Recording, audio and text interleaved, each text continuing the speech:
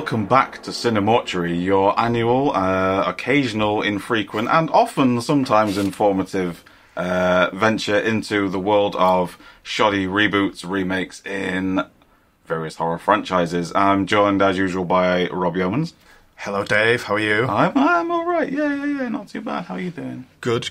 Very excited. Very excited. Chris Wilson. Hi, guys. Yeah, man in the red shirt. How's it going? Yeah, doing fine, thanks, yeah. Lovely stuff. And today we're doing Rob's choice of film, which is Alien Resurrection, the Alien 1997 masterpiece. Oh, no. Masterpiece of shit. So, Rob, if you could tell us, first of all, why you have selected Alien Resurrection, and then maybe give us a bit of a rundown about the franchise. Keep it brief, because it is monstrously huge. And then tell us a bit about Alien Resurrection. Sure. So, Alien Resurrection was chosen because the previous three Alien films, in their own ways, slightly less Alien 3, but it's still got a market out there, like yourself, Dave, of people who absolutely adore it. Are we agreed on that? Is everyone in this room, are we... Yep, definitely. No triple threat match? No triple threat match, mate. We are on the same team. Okay, everyone's happy. That's Yeah. good. Cool. So, and over time, especially Alien 3, in the last few years, has become more kind of critically accepted. This has never happened to Alien Resurrection. Everybody still thinks it's shit. So the question is, why? And this is what I endeavour to find out with you fine chaps today. Okay, yeah. Understandable. Okay, so let's have a quick rundown. Alien franchise. So, Alien franchise. Alien 1. Horror, sci-fi, game changer. Watch it still today. Still looks marvellous. One of the most suspenseful films ever made. Aliens. One of the most effectively made sequels of all time. We should point out at this point, I'm just going to interject slightly, is that there is an offensively drastic tone shift between those two films already. Offensively drastic, mate. Yes, mate. Offensively drastic. We're talking like genre shifting. Yep. Which, you know, I think kind of made the franchise work, really. Yeah, that flavours it from here. Exactly. So, and then again, you go into Alien 3, which is a completely different flavour altogether, like more of a flavour of sort of pain, despair, and suffering. And then you have Alien Resurrection, which is your pain, despair, and suffering. Exactly, mate. Yeah, it's sort of like sloppy seconds after a Oh, Jesus Christ! a particularly satisfying film session with the first three. One might say. Yeah. Okay. Yeah. And yeah, is that it for your kind of franchise summary? Would you say? I mean, I think so, mate. I mean, the thing with the Alien franchise is you go in deeper, you fucked. Yeah, you go in deeper, you're fucked, and also, everyone kind of knows what the Alien franchise is about. When we get into the murky waters of, critters, perhaps for another day, then maybe we'll have a bit more of a detailed breakdown of that shit. But I think in terms of the Alien franchise, we kind of all know where we stand, roughly. Fair enough. Everyone's got their favourite, everyone's got their least favourite. Can you tell me just a little bit about Alien Resurrection in terms of story, drop me a couple of characters in there, and then tell me overall why you didn't like it? And then once you've had your lion's share, me and Willie are just going to hyena our way in and tear the carcass apart for you. For sure. Okay, so Alien Resurrection. My main issues with Alien Resurrection are the script, mate. The script. What's that, mate? Talking shit about Joss Whedon already? Yeah, basically I'm talking shit about Joss Whedon. I'm calling him out. How many minutes are we in here? 2. Sexist pig. Yes, yeah. He likes all women. I think the problem with it is it kind of shoehorns in themes and sort of ideas that are already established in a much more subtle and effective way. Yes, okay. In the previous installments. It's not necessary to go down the sort of look at Ripley, isn't she a strong woman? When we've done that in a much better way previously that didn't involve basketball. Kind of like some weird retrospective. What's the word when you exposition? Retrospective exposition. Exactly. And speaking of exposition, I'll do my best with what they gave me. Okay, here. Right. So, Alien Resurrection, where a couple of 100 years down the line after Alien 3, after Ripley fell into that big fucking vat of lava, which is important to remember, listeners. That she fell into a vat of lava, thus rendering, one would thought, all DNA useless. This comes in later. So anyway, we're down the line and Ripley has been cloned. Oh no! I'm a clone! She's been cloned, mate. There's been several horrendously botched attempts at cloning Ripley within the arc of the storyline before we eventually have Ripley success. Yeah. So, they, in a very sort of strange and unusual and kind of bolted on weirdly feministic sequence, they extract the alien from Ripley, which is of course a queen, as evidenced in Alien 3, and they start to sort of develop a weird kind of body farm type situation upon a spaceship. At which point, shit starts to go wrong, mate. Quite soon after that, believe it or not, because there's aliens on the spaceship and they've been fucking about with them, so... Absolutely. And you didn't make your prison cells acid-proof. No. Which you would do. Interesting. Basic bit of research there that's been missed out. Yeah. Lost the edge there. Okay. Yeah. Are you done with your kind of little breakdown there? I think that's the basic gist, mate. That's the basic intro, yeah. Okay, should we rip the flesh off it then? Please rip the flesh off it and release it from its little cell. Okay, Willie, hit me up. Yep. Hit me up with some bad news. Let's go. I've not heard much from you yet. This was my second viewing of it ever. Okay. Now, I watched it a few years ago. Absolutely hated it, in all fairness. Yeah. But this time I liked it a lot more. Although the flaws are quite obvious. Yeah. As you said already, it's about as subtle as a explosion at a fireworks factory. Yes. Yeah. So it takes all these sort of feminist themes that were present in the other films and just goes, hey, it's about that! Yeah, okay. Look how much we all love women here. Yeah. Like if Spike Lee had directed a remake of Night of the Living Dead. Yeah. It just Jesus. What a vision. Fucking hell, Dave. Sorry, mate. Yeah, okay, so you think it's completely lost all the subtlety of the previous three sort of thing? Yeah. I mean, there's just like little bits in the film that on their own, I think they work okay. But when you think about it in the wider context of a series, it's like, okay, we've been here before. Yeah. Okay. Yeah. I think the sort of writing was on the wall fairly early with the credit sequence, which was that weird kind of like really fucking 90s kind of camera like bobbing around, and like there's really naff CGI going on, and it's all really weirdly paced. Sort of, yeah. Do you mean the bit with the guy on is it not even like the spaceship, it's just like one of the bits where he squashes the fly? Or the bug? Yeah. This is like your credit sequence, which I thought was a weird choice by them. Which is just, it begins with like a bug like dancing about something, guy squashes it, and then you just like zoom out for 2 minutes into this big spaceship, which is really weird why would you have that in, which I guess is some of Joss Whedon's symbolism, when you could have had the credits rolling over the next bit, which is obviously the reappearance of Ripley and all the scientific shits going on. Yeah. I mean, in response to that credit sequence thing, I think it's what I like to think of in the late 90s as the Paul W.S. Anderson era. And it's kind of like when he was taking some styling cues from Roland Emmerich, where you've got a horror setup or an epic sci-fi setup, but you've just got unnecessary comedy in there for no reason. Yeah. Like, it's a film about these big aliens and they're called bugs, right? Right? Get someone to stand on a bug? Yeah? Oh, fuck off.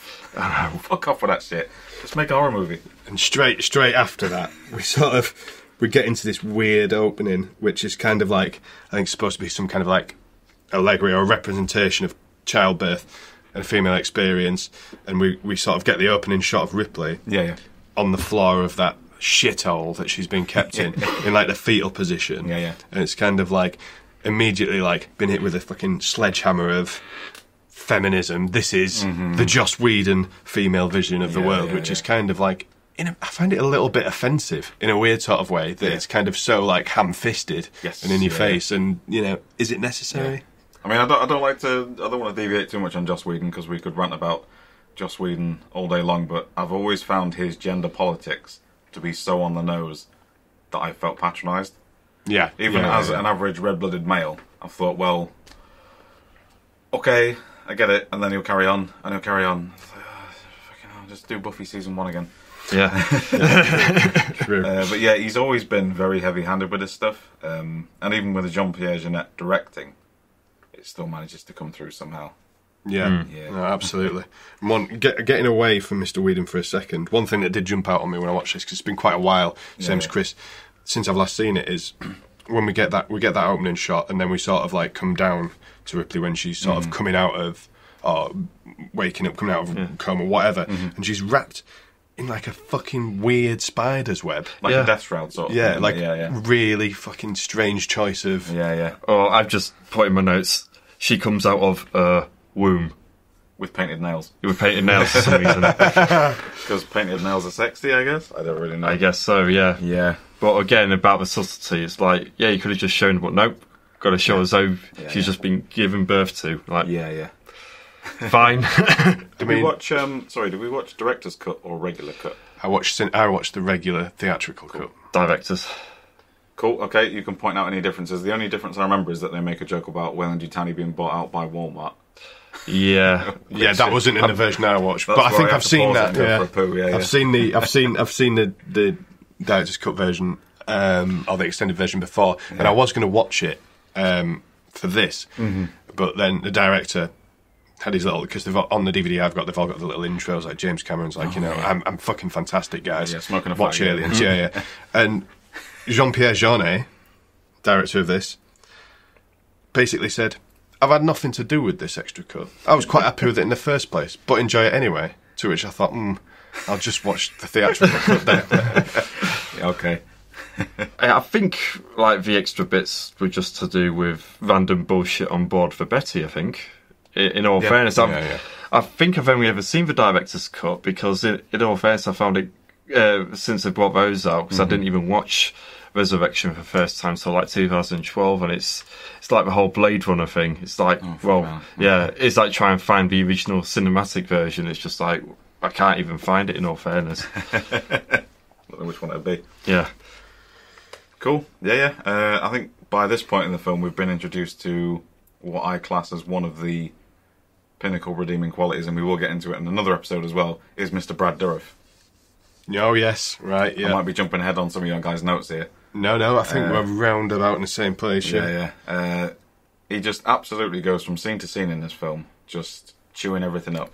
He's awesome. Yeah. He's the best part, and he even does his Chucky voice at one point. He is giving back for you, Ripley! Alright, calm down. Good God in heaven, what's he doing? Yeah, he's brilliant. I think everyone else... we were discussing this the other day, actually. Your two main characters that you're supposed to give a toss about are by far the least well-developed, least interesting, and least well-acted. Yeah. That's what it feels like, And the Betty crew are way more interesting to look at, to listen to watch. And your team of scientists as well. Well, I suppose not the team of scientists, it's just Brad Dourif out of that team. The station's captain. Some kind of fucking... I don't know what he's doing. He's doing this Abbott and Costello routine where he pulls his own brain out and he's like... Yeah. But I mean, I've got to get the elephant out of the room at this point. Okay. Dave, you out the designated Alien franchise expert here amongst us. Okay. So I'm going to ask you this question. It's scary. I feel scary. I've never been called that. Go on. How did they create Ripley, mate, when she fell in that vat of lava in Alien 3? So the official word on the street is that they used samples taken from the syringes in Clement's infirmary from Alien 3. That's what I thought. Yeah, blood samples. To begin with. Yeah. It's quite tenuous, isn't it? Yeah, they figured it out, though. They figured it out. How long did it take them to sit there? That's why there was a 5-year gap or whatever it was between this film and the previous one, because there's a bunch of guys at Fox sat there thinking, fuck, how do we fix this? Literally killed her. Yeah, damn David it. Fincher did it while we weren't looking. Son of a bitch. Rich bastard. He'll never work here again. What's that film? That's 7. Oh, shit. Shit. Yeah. Well, I rewatched this recently. I think the last time I watched it might have been with you at uni. It was the quadrilogy box set on DVD. Yes. And this time I rewatched it with Michael, who I do my other content with, Downgrade Arcade, name drop, because he hadn't seen them before. Right, and we did a trilogy night, and then we left it 200 years, and then we watched Alien Resurrection on a beautiful Laserdisc. Yeah. And I had built it up to be this horrible thing that he was going to hate. And he was just sat there like a happy little puppy enjoying himself, because it's a popcorn film. And I watched it for the first time as a dark comedy. Right. I watched it as a comedy. Yeah. And it totally changed it for me. Interesting. It's a very interesting angle to take, and if you watch it as a Jean-Pierre Jeunet film, then you're like, okay, sure, all right, fine, yeah. It's quite problematic though, isn't it? Because there's things wrong with it, as even to look at it that way, definitely. Yeah. It's an alien film ultimately. That's what it says on the tin, and it's kind of when you reduced yourself to the level of, sort of cack-handed comedy rather than like any kind of suspense whatsoever. It is what it is. Yeah, definitely. I think there are gaping faults with it. I've got plenty to go on, but I can see you guys have got notes, and I'm just kind of listing off spiel. So please feel free to cut in. I mean, we've already mentioned about the crew and Betty, or the pilot for Serenity. You've got Ron Perlman just kicking ass again. It does, yeah. Being fun to watch. Thank God for Ron Perlman. And did we mention the other sort of main character on board there, Rob? The other main person? You mean not character? Well, yeah. That's spoiler alert. Winona Ryder. Oh yes, Winona Ryder is somebody who is not renowned for being the world's greatest actress. I'm sure she's not going to be listening to this. I'm sure only my mum, your mum, and Wilson's mum will listen to this. Absolutely. But if she's not going to listen to this, could I make some shoplifter jokes then? Well, I'm not going to get fucking gone there now, haven't you? Jesus. But I mean, in this film, some acting talent, though. Well, she didn't steal this film, that's for sure.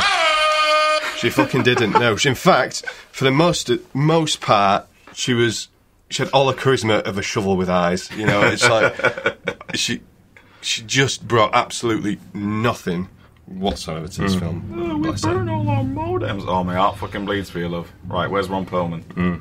Yeah. Say something funny, Ron. Help me here. It's weird because, obviously, spoiler, she's an android. And what? And her character motivation seems to be, I'm the purest human ever. Which to me, first of all, #activist, if that's still a phrase. Bringing it back, Wilson, even if it's not. Yeah, but then there's the weird thing where she quickly approaches Ripley in a weird shithole sleeping chamber and tries to free her. And it didn't really seem established to me whether or not they went on board that ship deliberately to rescue her. Because, of course, they were there to make a trade for a cargo that were made, so did she know? I got the impression that it was an awfully convenient way for her to... Because they're all on different agendas. Yeah. But it just so happened that, we're going there. Because I was going to leave this crew and join another crew that was going to go there. But if you guys are going there, that's cool. I mean, not a big fan of dropping the C-bomb, but could I say contrived set of circumstances? Oh, might have to edit that out. Oh, dear. Oh. Yeah, no. Yeah, no, sorry, guys. Agreement, Apologies. Just a quick... I mean, while we're sort of hammering the film a little bit, from some aspects, performance-wise in particular, I would like to find some praise here at this juncture. I think the production design was very good, very in keeping with the original, and very sort of atmospheric, and it really sort of gave that kind of industrial shithole kind of vibe, and I thought it really... Like a truck stop in space. Really dug the film out of a hole in some parts, although the production design was very good. I'd say, in general, it is a beautiful looking film. Jean-Pierre Jeunet favours kind of like the high oranges, high reds, that hyper contrast sort of stuff, which is... You know the Bad Boys 2 look? I do know the Bad Boys 2 look very well. You watch it on DVD and you're like, is this a Blu-ray? Because the contrast and the detail is so high. Yeah. And it's a beautiful looking film. It's quite an aggressive looking film. But that's what saves it in a lot of ways. What I find interesting is I thought that it looked somewhat flat to me, like the colours, but I think that's because it was of its time. Obviously you got VHS there, so it's also trying to make sure it looks as beautiful as possible on VHS, and I definitely saw that. It sort of, in a good way, had that sort of video game music video type look to it. Yeah. And I thought it worked really well. Yeah. I mean, considering, like Alien, Aliens, and Alien 3 to a lesser extent as well, they all had their own unique look. Yes, and at least with Resurrection, it continued that trend. Yeah, I mean, there's one thing you can't argue with, which is, as Michael put it when we did our video, it's literally 4 separate films, basically 4 separate franchises with 4 different main characters. Yeah. With an arc going between them, but they're all so different. Yeah, that's what makes them. That's what ties them together, is that they're all so different. Yeah, almost. I mean, one thing I will say, because obviously we won't ever get the chance to mention it, but like, you sort of forget about Alien. It was like made in was it 78, 79? Yeah. And you forget it's still like a proper old school Hollywood film in the way it looks and sounds, and just the way it plays out. It's a lot slower than what you expect from all the post Star Wars sci-fi films. Yeah, It's the original is a film that just takes its time, not in a fucking hurry. You're not in a hurry. You've paid your money. Yeah. And to your point, Dave, as well about the 4 films being completely different in their own way with a completely different character. I just want to take a minute to talk about this Ripley, who is a miserable bitch, mate. Absolutely. And she's just going around basically saying to everyone, "You're all fucked, by the way." Yeah. She's like a really sort of bitter divorcee in this film. And like, I'm not sure why. Queen's fucked off, got a new family. Yeah, exactly, yeah. She's been left there on her own on this ship with Ron Perlman. She's not fucking happy about it. That seems to be the gist of it. Oh, that's a good point. I mean, I think the reason why she was directed that way is because obviously she's not really human. She's a clone, and she was taught human behaviour at the beginning of the film, but they did a bit of a shit job of it. There's an awful kind of bit of knowledge kicking about that I picked up after I did my usual obsessive trivia search on the toilet after watching the film. Of course. And it was that a lot of the stuff in this film is what Sigourney Weaver had always wanted to do in previous films. Like that really awkward implied alien sex scene. Right, yeah. You know the thing when she gets dragged off and she's kind of like hanging over the thing's shoulder? Yes. That's a sex scene. They're having sex. Right, okay. They're actually having sex. And a lot of the performance is what she's always wanted to do. So thank God for Ridley Scott, James Cameron and David Fincher. Yeah. For just tightening the reins there, because it's bad. She's not okay there, Sigourney, is she? No. She's not okay. No. I mean, one of the, if you go on IMDb, you can probably find this out. One of the facts is that the only reason why she did this film to begin with is because she basically, a load of money got rolled up to her door. Yeah. I think it was $7 million. I think she got for this. Yeah, basically dumped on her doorstep, like, yeah, I'll do it. Yeah, Jeanette turned up with a truck full of euros. And who's this director? It's John. I can take advantage of that. Yeah, he definitely feels like that. I mean, she comes across as almost like one of the new Resident Evil characters, just in the pure hamminess. And again, she's surrounded by a backdrop of brilliant actors and brilliant characters, and they just eat her alive. Even what's his face, who I refer to as Hispanic background actor number 3, who's the delivery guy in Gremlins 2. And he plays the security guy in this. Oh yeah. And he's just there to kind of be next to someone. Yeah. Even he's more memorable than she is in this film. For good things. So speaking of memorable, let's talk about the basketball scene. Oh, Jesus. Now, controversial opinion here. In my head, this scene ran for about 10 minutes. In actuality, it's about 2. And this time, I didn't mind it that much, although Ripley being smacked in the head with a metal pole and her not reacting or even getting any sort of facial contusion was a bit much. Awkward. Yeah. Just slightly. This basketball scene, mate, not to put too fine a point on it, is fucking rubbish. Oh yeah, it's absolute crap, but it's like... It hurts me every single time I see it. Like, to the point where there's a line, okay, and Big Ron Perlman is guilty of this. And this hurts even more that he turns around to Ripley and says, "Do you fancy a bit of one-on-one?" Hi-yo! I mean, for fuck's sake. I know some other indoor sports we can play, though. There's the guy from CSI who looks like Lenny Kravitz in this film. Yeah.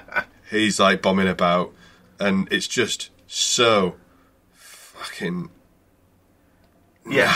You alright, man, Bob? Yeah. Naff. It is naff. It doesn't need to be there. It doesn't feel like it needs to be there. But immediately afterwards, you've got a fairly nice action sequence. I would say you've got it's a 30-second shootout. Yeah. But all that is photographed very nicely. Some weird Dutch angles that are kind of like, that's fine. Cameras flying around all over the place. Very 90s. Very 90s. Remind me of a Pepsi Max advert for some reason. Yeah.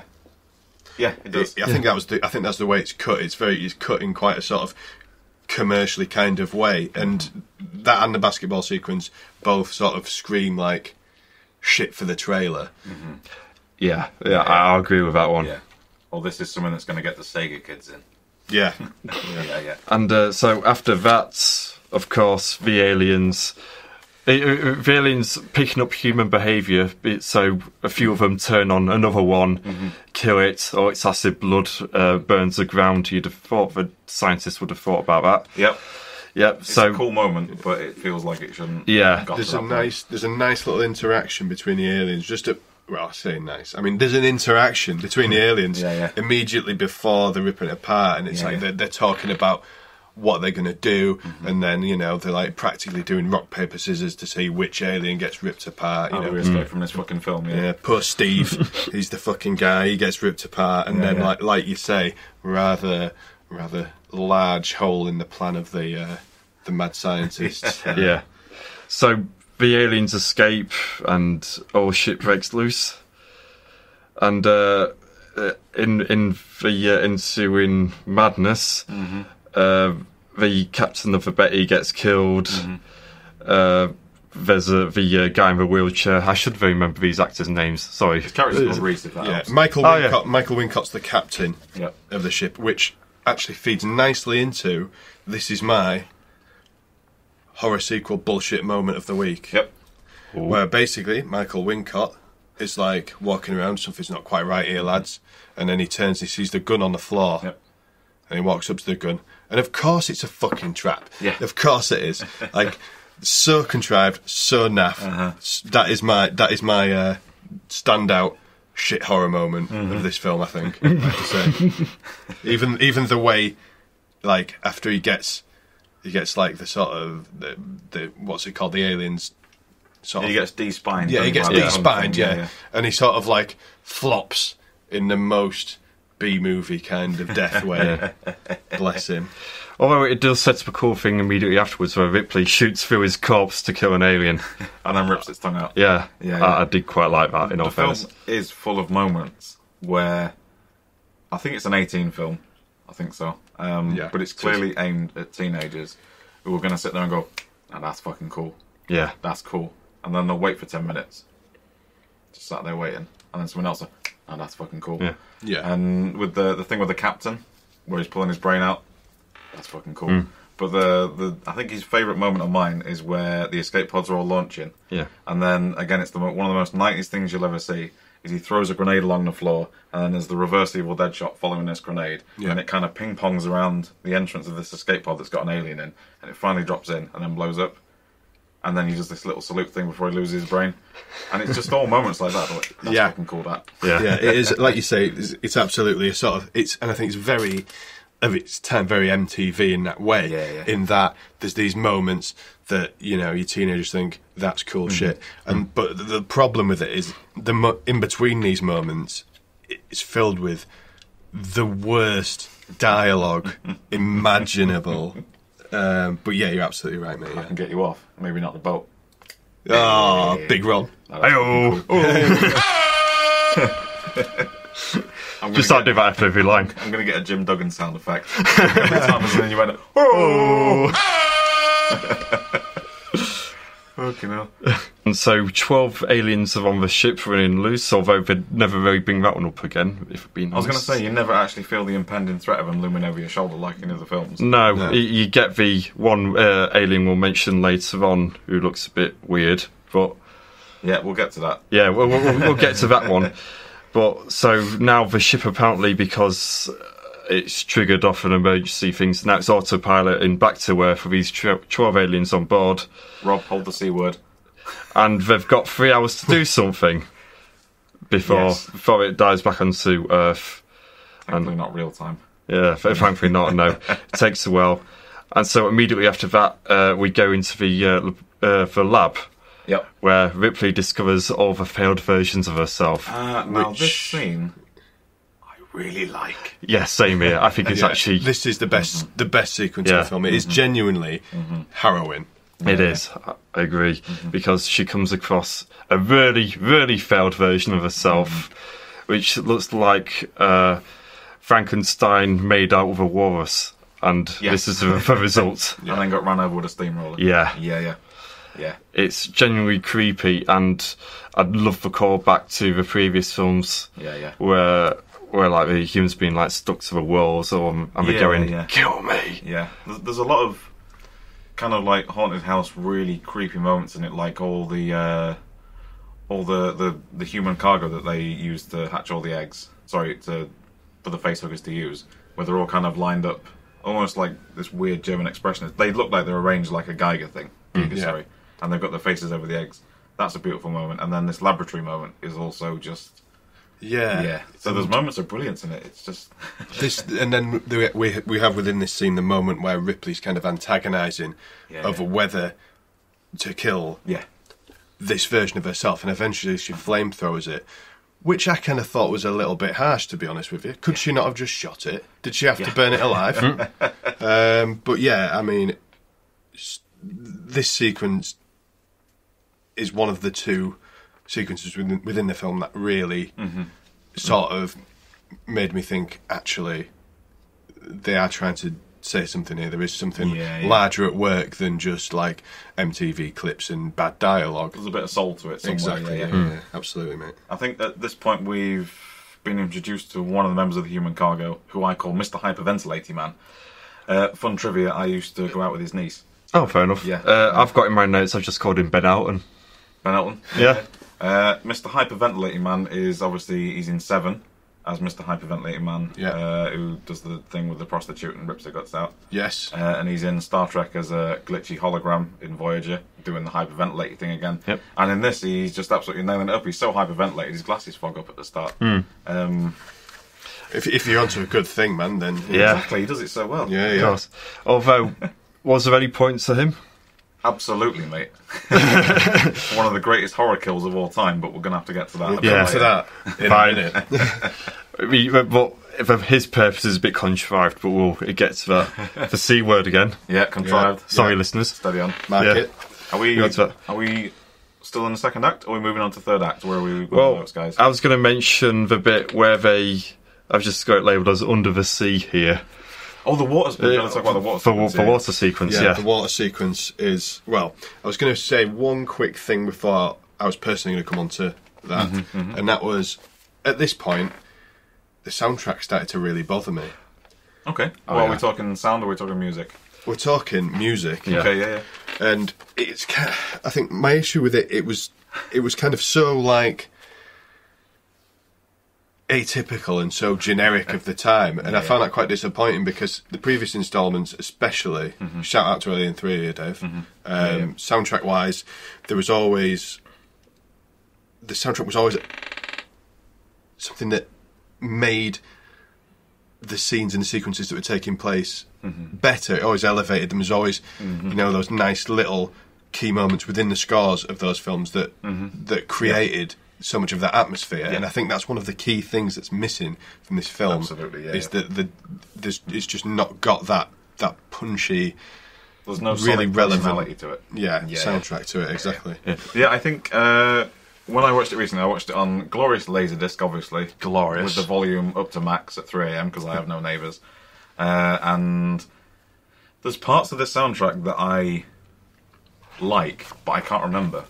It's classic Avengers syndrome. I can't remember it or hum it for you, but I just remember it. And in some sequences, it's lovely. There's the pseudo cathedral sequence where Winona Ryder gets plugged into a Bible. Yeah. Music's nice in that. It's kind of like pseudo baroque gothic stuff with organs and stuff. Beautiful. The stuff on the intro sequence, kind of like, it sounds a bit like Alien 3. Yeah, there's just no consistency to it. I think that's. No, that was the only two sequences I can remember. Yeah. Yeah, so we get onto the underwater sequence. Yep. And go back to that, which to me was personally a bit too Thunderball. Another James Bond sequence, a reference in about 5 minutes, not bad. Like it. I don't find scenes that take place underwater that exciting in general. They try and, like, whenever they do action sequences, chase sequences, what have you, because obviously due to water slowing you down a bit, it just never works for me. I don't know why they keep going back to it. Yeah, so. yeah. I keep remaking a Poseidon Adventure, and it's like, come on. Yeah. This is a film comprised of everything I don't like. on the underwater scene, I'm going to have to disagree with you, Chris Wilson. Oh, fight. Because, well, at the time of this film's release, the underwater scene was a very important key part of the promotion of the film. It was featured heavily on the trailer, it's featured heavily on the promotion for the film. And upon watching it again now, I think the CGI is still pretty good, although apart from one bit where the alien climbs the ladder, which looks fucking terrible. But aside from that, I think the reason I quite like that scene, and the reason I think the scene still holds up, is it's the idea of taking the aliens into an environment that you've not seen them before. Yes, yeah. And I think that's kind of gives a little bit something different to the story. I know that I see where you're coming from, but I think that it's like another one of those moments that Dave was referencing earlier, where it unites his audience, and to an extent, me. You sit there and you watch that sequence and you think, "Fuck, that's cool." Yeah, especially because you know it's a practical water tank as well. Yeah, and there's real stuff going on. And again, I watched it in dead format Dave style. I watched it on Laserdisc and CGI, brilliant. Yeah, absolutely fine. If you watch it, I think in the format it was intended at the time, it doesn't date. It still looks like a 90s music video. The following action sequence on the ladder. How are we feeling about that? Mixed bag. Fine. Mixed bag. I mean, it's kind of, for me, it works as a sequence. Yeah. It's a bit too long, mate. That's my criticism. Guy from CSI is hanging on there for too long, in my opinion. And throws himself off unnecessarily. Can't Ron Perlman just come down on the other side of the ladder? Because the aliens are gone at this point. Yeah. Shot them all. Yeah. And we can't forget, obviously, Ron Perlman shooting a spider. That was literally the next note I had, which reads, "Big Ron Perlman shoots a spider for no fucking reason." And if you see it again, and anyone who listens to this watches it again, how uncomfortably long does it hang around on a shot of Ron Perlman after he shot the spider? God, yeah. I would have cut it about 3 seconds, I think. Yeah.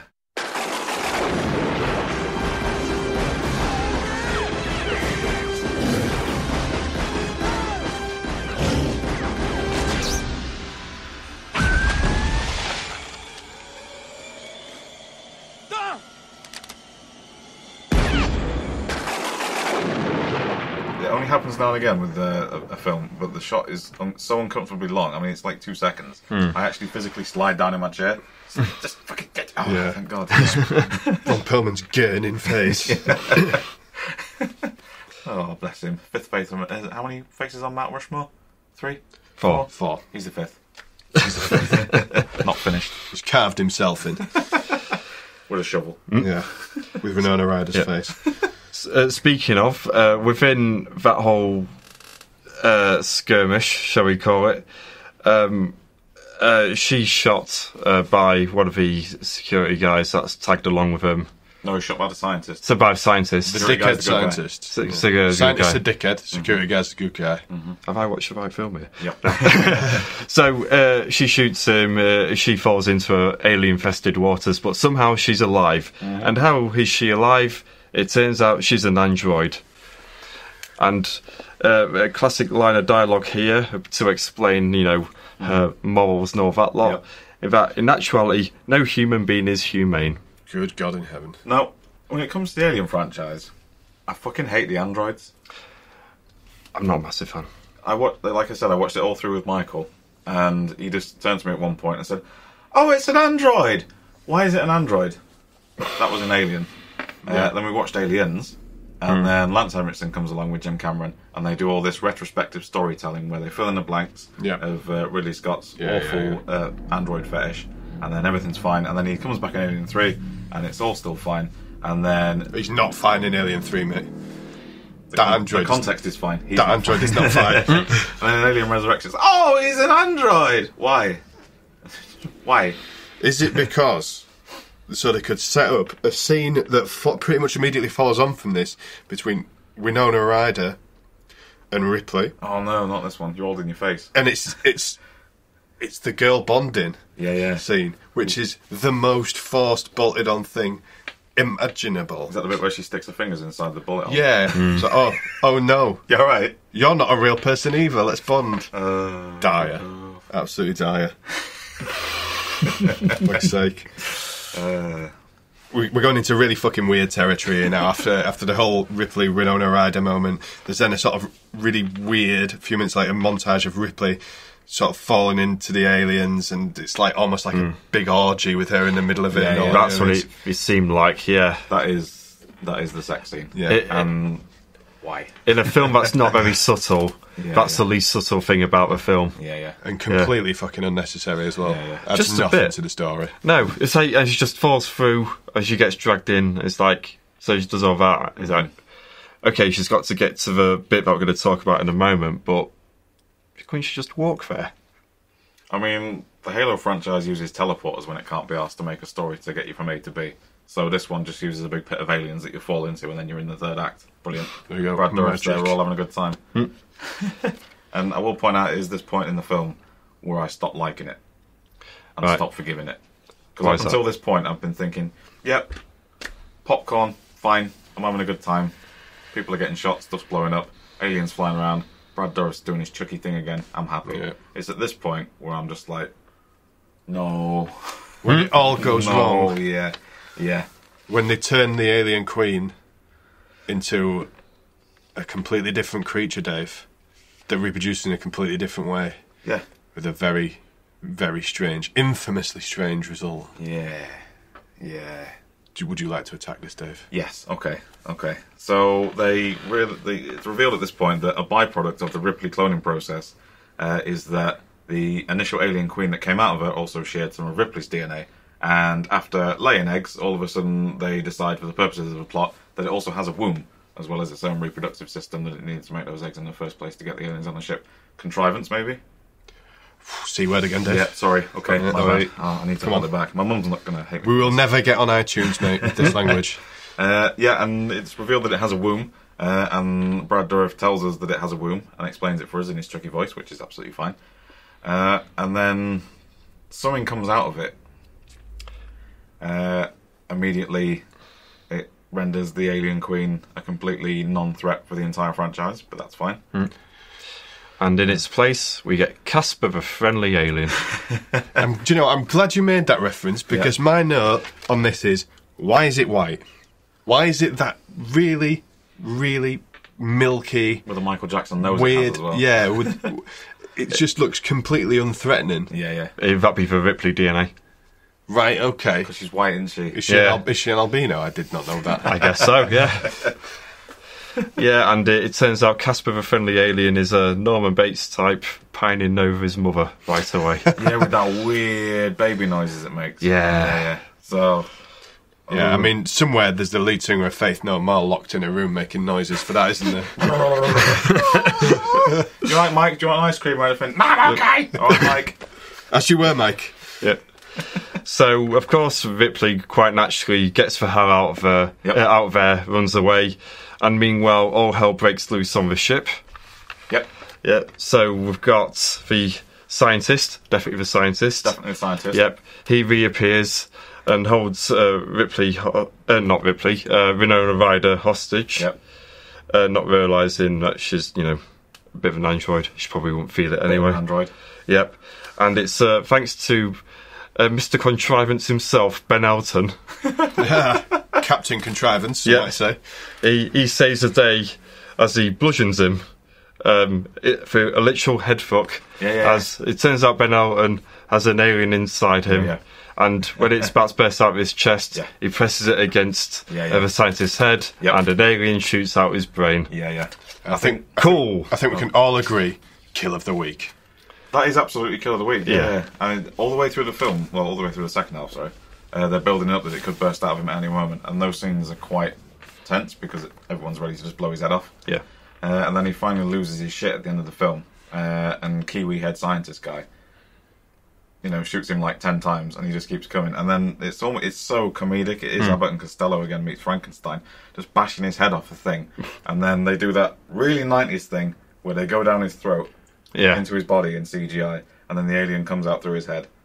Yeah. And it kills them both. And then the two guys on the ship just then offload all their guns into them both. And it's erotic. It's fucking mint, man. Yeah. And it is as well at this point, around this time in the film, when it feels like pacing-wise, it's been okay so far. You know, it's been trucking along, nice little pace. Everyone's sort of happy, apart from Winona Ryder, it seems. And then at this point, it's like it's if you're watching it on VHS and your mum's just sat on the remote and it's just gone fast forward and you're like, what the fuck is going on? Like, everything just explodes all at once. Just grabbing threads from here, there, yeah, exactly. Go together.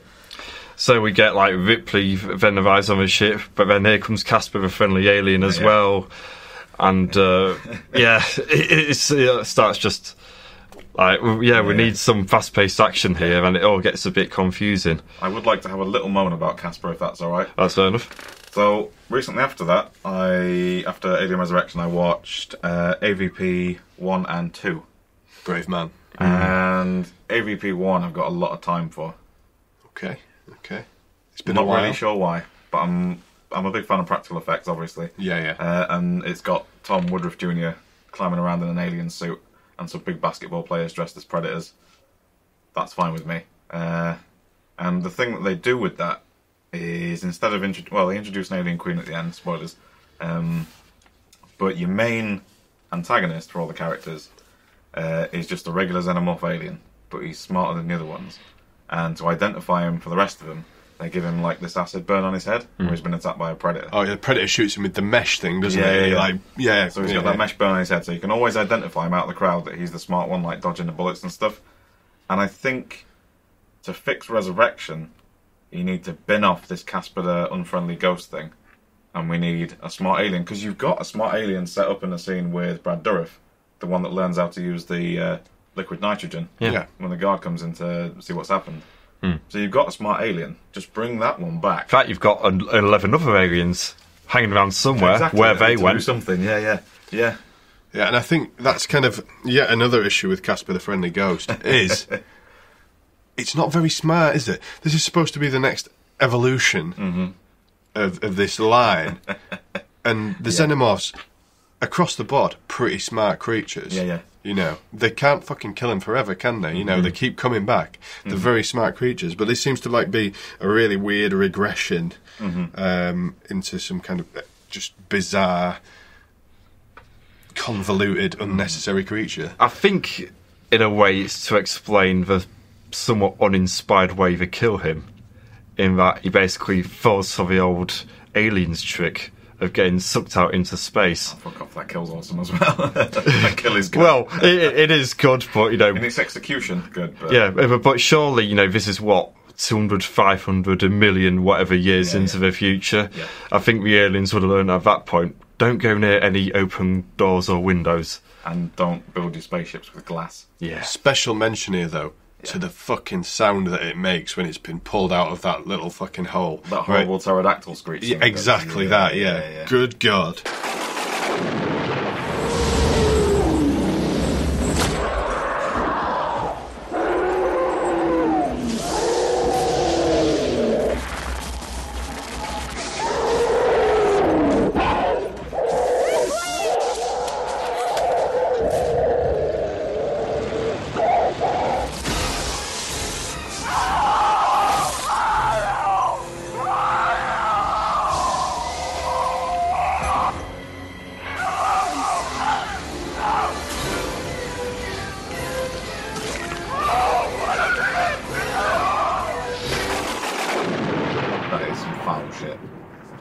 That scene is I think, when we're talking about the third act, which is absolutely dismal, the head chest burster thing and that window kill.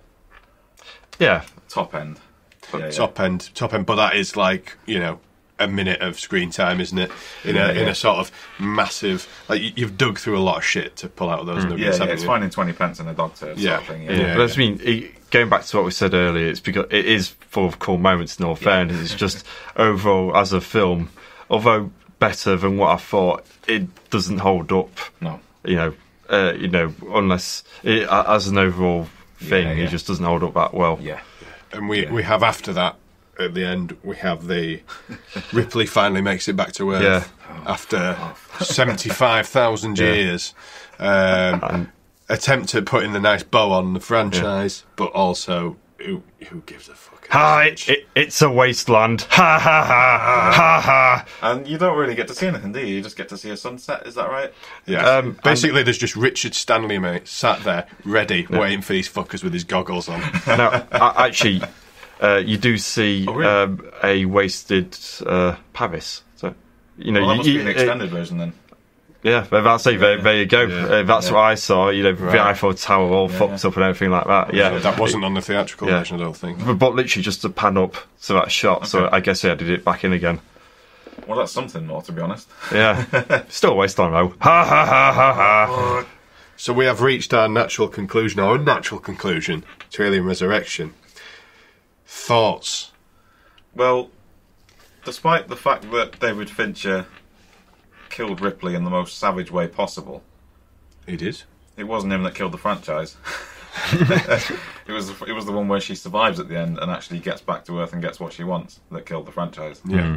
And now obviously Ridley Scott's just kind of running around in his nappy, just kind of throwing shit everywhere. Yeah, he's done basically a bit of a niche reference here, but what he's done is, much like in Friday the 13th, when they did Friday the 13th Part 4, where they killed Jason, that was the point of the film. Mm-hmm. They killed him, he's fucking dead. Mm-hmm. Then they did another film where basically there's kids fucking about on his grave, and this is what Ridley Scott did to Alien, basically. He's fucking about on Alien's grave, and they stab it with a big fucking pillar post thing for no reason. He gets hit by a bolt of lightning, and Jason comes back to life. Same thing as Ridley's done to the Alien franchise, basically. Yeah. That's it. It's just Jason coming back again and again. Yeah. Slightly more fucked up, slightly more less arsed, and slightly less creative. Slightly more naff religious iconography. Yeah. Oh. So yeah, I guess on the shit scale, where would we place it? Chris Wilson, how many shits out of 10? Well, in all fairness... Hang on, is a 10 a really bad shit? I should qualify that, shouldn't I? Yeah. So 10's a shiter. One's a sort of like, I'm trying to popularise that word, by the way, shiter. You're right. 10's a shiter, one's a niter, one's fine, 10's not fine. Okay. I don't know, actually, because as an Alien film, it's shite. Yeah. So, a good solid 6, 7. Okay, But as its own self-contained thing, I don't think it's that bad. Mm-hmm. It's just, as we've been through before, the script is a bit naff and it doesn't hold together that well. Mm-hmm. But it's got the cool moments, so I'm fine with it. A lot more fine than what I thought it would be, in all fairness. Okay, and we're going to do 2 meters here. Okay. Right. Okay, go on. Because I think stuff can be shit, but it can be enjoyable. Interesting, yeah. So how many popcorn buckets out of 10 would you give it? Probably a good 7, actually. 7 popcorn buckets. Okay. Yeah. Sweet or salty? As long as it's not shit, it's fine. Right, very good. Whatever he fucking likes, alright. Alright, mate. Okay. Maybe he wants a bit of both. Maybe he does. Jesus. I have a peanut allergy. I'd have to consult first one. You would, yeah. We've been there for 3 hours trying to get what's his order. Here we go. So Dave Walker, what's your thoughts? Shit scale? Shit scale? I'm going to say a solid 7. Solid 7? Solid 7 out of 10. High fibre? High in fibre. Low in protein. Not that bothered. I'm just going to have just going to have a bad couple of days on the toilet. I enjoy it as a dark comedy. I enjoy it as a comedy. I'm not offended to watch it if I'm having a marathon. Yeah, sure. I think the argument that it's not an alien film, it's a shit alien film, is a difficult one to make, because Alien is an alien film. Aliens is not an alien film. Alien 3 is that thing that only we in this room like. Yeah. Like David Fincher likes it. And Alien Resurrection is certainly not an alien film. So if Alien, Prometheus, and the Alien Covenant are alien films, then I don't think it really matters. I don't know what counts as good anymore.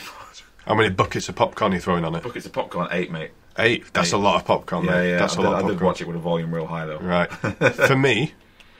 Shit scale. Shiter.